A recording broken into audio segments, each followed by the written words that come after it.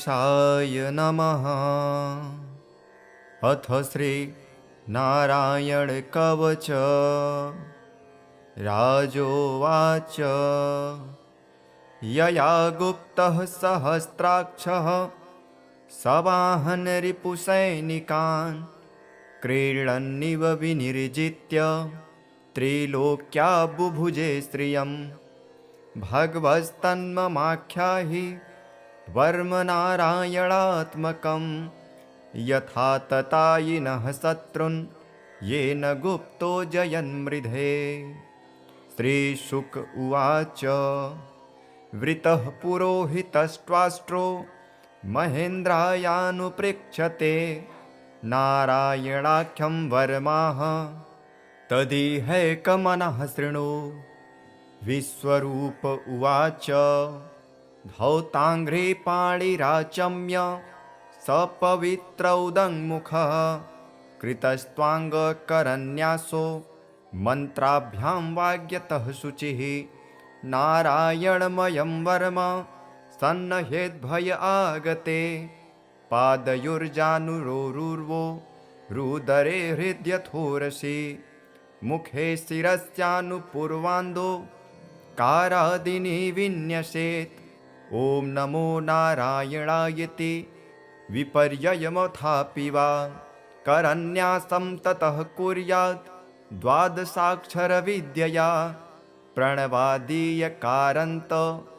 अङ्गुल्यङ्गुष्ठपर्वसु नश्येद् हृदय ओङ्कारं विकारम् अनुमूर्धनि सकारं तु भ्रूर्मध्ये ळकारं शिखया दिशेत् वेकारं नेत्रयोर्जुञ्ज्या नकारं सर्वसन्धिषु मकारमस्त्रमुद्दिश्य मन्त्रमूर्तिर्भवेत् बुधः सविसर्गं फलन्तं तत् सर्वदिक्षुर्विनिर्दिशेत्। ॐ विष्णवे नमः इति आत्मानं परमं ध्यायेत् ध्येयं षट्शक्तिभिर्युतं विद्या तेजस्तपोमूर्तिर्मिमं मन्त्रमुदाहरेत्। ॐ हर्विर्दधानं मम सर्वरक्षां न्यस्ताङ्गघ्रे पद्मपतगेन्द्रपृष्ठे दरारिचर्मासिगदेषु च पाषाणदधानोऽष्टगुणोऽष्टबाहुः जलेषु मां रक्षतु मत्स्यमूर्तिर्यादो गणेभ्यो वरुणस्य पाशात् स्थलेषु मायावटुवा मनोव्यात् त्रिविक्रमः खेवतु विश्वरूपः दुर्गेष्टव्याजिमुखादिषु प्रभुः पायान् नृसिंहो सुरयूथपारिः विमुञ्च्यतो यस्य महाट्टहासं दिशो विनिर्दुर्न्यपतंश्च गर्भः रक्षत्वसौमाध्वनियज्ञकल्पः स्वदंश्रयोन्नितधरो वराहः रामोद्रिकूटे स्वथ विप्रवासे सलक्ष्मणो व्याद्भरताग्रजोऽस्मान् मामुग्रधर्मादखिलात् प्रमादान् नारायणः पातु नरश्च हासात् दत्तस्वयोगादथ योगनाथः पायाद्गुणेशः कपिलः कर्मबन्धात् सनत्कुमारोऽवतु कामदेवात् ध्ययशीर्षामापथि देवहेलनात्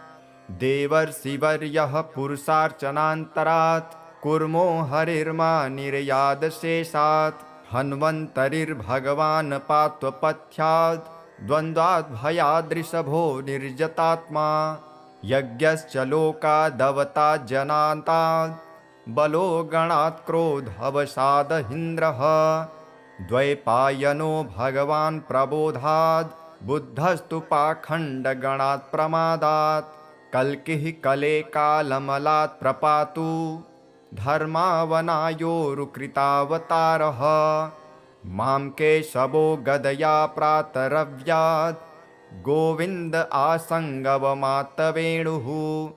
नारायण प्राण उदात्त शक्तिर्मध्यन्दिने विष्णुररिन्द्रपाणिः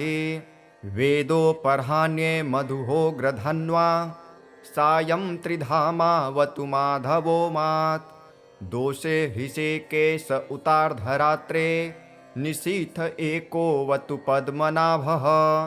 श्रीवत्सधामा पररात्र ईशः प्रत्यूष एषोऽसि धरो जनार्दनः दामोदरो व्यादनुसन्ध्यं प्रभाते विश्वेश्वरो भगवान् कालमूर्तिः चक्रं युगान्तान्नलतिग्मनेमि भ्रमत्समन्ताद् भगवत्प्रयुक्तं दग्धग्धिदग्धग्धरिसैन्यमासु कच्छं यथावात् सखो हुतासः गदे सनिस्पर्शनविस्फुलिङ्गे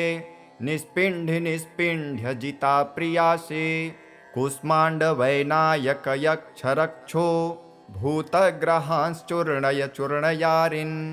त्वय्यातु धान प्रमथ प्रेतमात्रे पिशाच विप्रग्रह घोरदृष्टिन् दरेन्द्रविद्रावय कृष्णपुरितो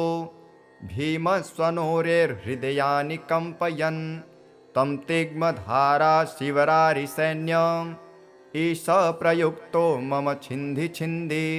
चर्मञ्छत्चन्द्रछादय द्विषामघोनां हरपापचक्षुषां यन्नो भयं ग्रहेभ्यो भूत् केतुभ्यो नृभ्य एव च सरीसृभ्यो दंष्ट्रिभ्यो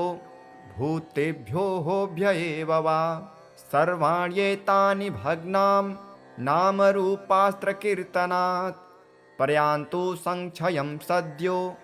येन श्रेयः प्रतीपकः गरुणो भगवान् स्तोभच्छन्दोमयः प्रभु रक्षत्वशेषकृच्छेभ्यो विश्वक्सेनः स्वनामभिः सर्वापद्भ्यो हरिर्नाम रूपयानायुधानि नः बुद्धीन्द्रियमनः प्राणान् पान्तु पार्षदभूषणः यथा हि भगवानेव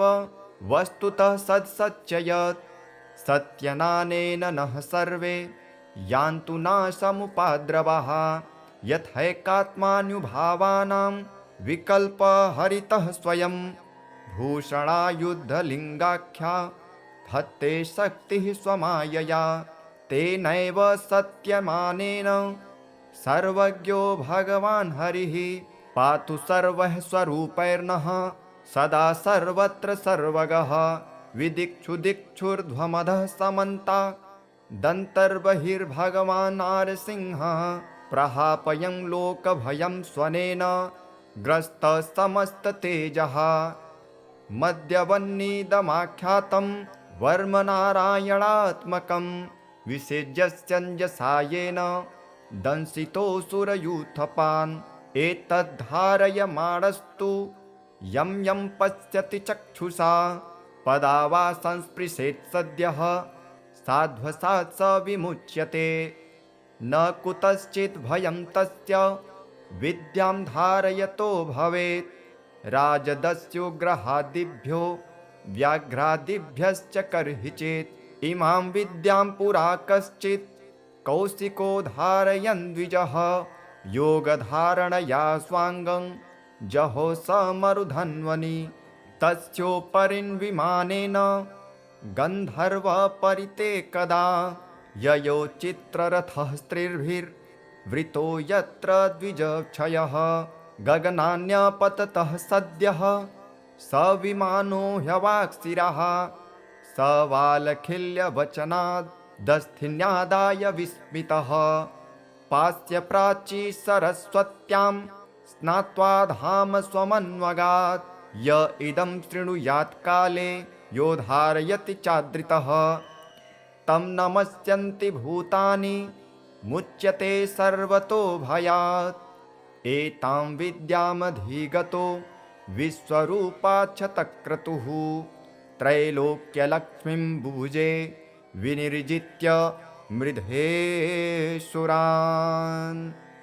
ॐ नमो भगवते वासुदेवाय।